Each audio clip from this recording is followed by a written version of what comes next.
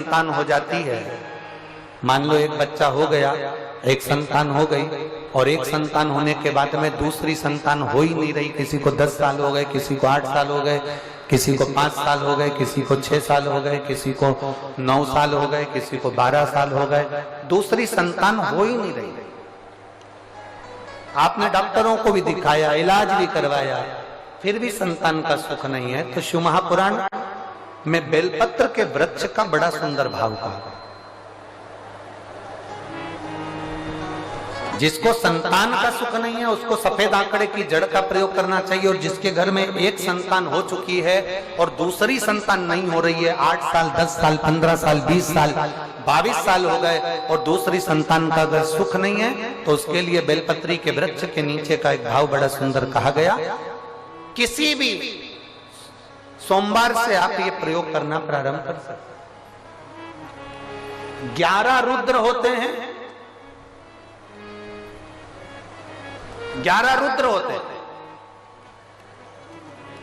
एक सोमवार को बेलपत्री के वृक्ष के नीचे जाइए और बेलपत्र के वृक्ष के नीचे जाकर एक एक रुद्र का स्मरण करना। क्या है, बेलपत्री के वृक्ष के नीचे जब आप जाएं तो बेलपत्र के वृक्ष के नीचे की ही मिट्टी का एक कुंड, आप लोग क्या कह सकते हैं, यहाँ पर हम क्या बोले उसको, जैसे मिट्टी का एक कटोरी बनाते हैं ना, क्या बोलते हैं उसको, कुंडी बना देते हैं मिट्टी की। बेलपत्री के वृक्ष के नीचे की ही मिट्टी, उसी मिट्टी का एक छोटा सा एक कुंडा बना दो उसको, मिट्टी का। जितने लोग आस्था चैनल पर सुन रहे हैं, जितने लोग फेसबुक यूट्यूब पर श्रवण कर रहे हैं, बड़े ध्यान से सुनिएगा, सावधान। मिट्टी की कुंडी बनाई, उस कुंडी में जल समर्पित कर दिया और जल चढ़ाने के बाद में एक घी का दिया लगाकर वहीं पर थोड़ा सा मीठा, कुछ भी जो आपके पास में हो, घर में जो भी उस समय पर आपके साथ में हो, या तो दूध घर का मीठा हो, जैसे मावे का, खोए का हो या खीर हो, तो वहीं पर एक कटोरी में थोड़ा सा रख दीजिए और उस कुंडी में जो जल चढ़ाया गया है वहां पर उस बेलपत्री के वृक्ष के नीचे भगवान शंकर के 11 जो रुद्र हैं उसमें से एक एक रुद्र का आपको स्मरण करना। 11 रुद्र का नाम क्या है, तो पहले नंबर पर आता है कपाली, दूसरे नंबर पर आता है पिंडर, तीसरे नंबर पर आता है भीम, चौथे नंबर पर आता है विरूपाक्ष, 5वें नंबर पर आता है बिलोहित, 6ठे नंबर पर आता है शास्त्र, 7वें नंबर पर आता है अजपात, 8वें नंबर पर आता है अहिष्णु, और 9वें नंबर पर आता है शंभु,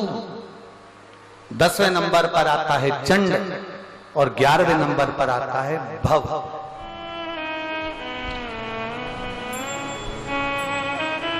अगर अभी आप लोग नहीं लिख पाए हैं तो बाद में मोबाइल पर से कथा को पीछे खींचना, फिर उसमें से धीरे धीरे इसको लिखना।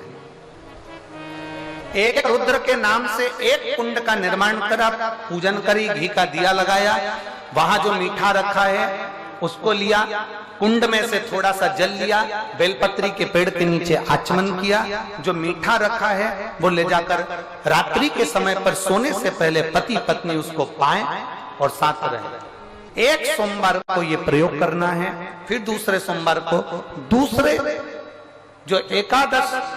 जो 11 रुद्रों का जो वर्णन किया गया है, एक एक रुद्र का नाम लेकर एक बार कुंड का निर्माण करना है। दूसरे सोमवार को, जैसे एक बार आपने अगर कपाली नाम से पूजन करी, दूसरे नंबर पर पिंडरल नाम से पूजन करी, तीसरे नाम पर भीम नाम से, फिर आप विरूपाक्ष नाम से, ऐसे एक एक सोमवार करना है, 11 सोमवार। और 11 सोमवार जैसे तुम्हारे पूर्ण होंगे,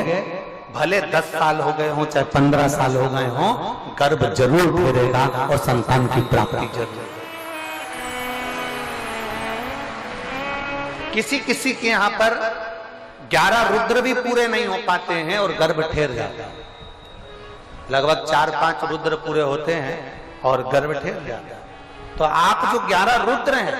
इनका स्मरण कर कर भी भगवान शंकर से प्रार्थना कर सकते, भगवान शिव से प्रार्थना कर सकते।